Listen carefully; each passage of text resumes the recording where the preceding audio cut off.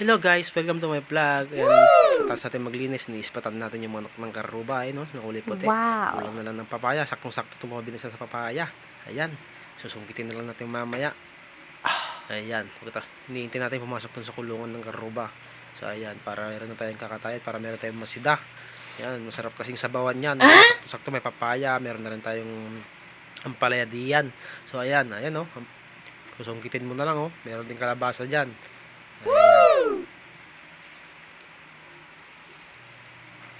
Ayan, oh. Lalapad ng dahon, healthy. Busog na busog sa pulyar. So ayan guys, hinihintay natin mamaya guys na malingat yung karuba natin para makuha na natin yung manok niya. So ayan, malinis na sa gilid ng bahay para sa darating na event nitong linggo. Ayan. So shoutout nga pala sa kay Joshua Mendoza from Isabela. Ayan. Hey guys.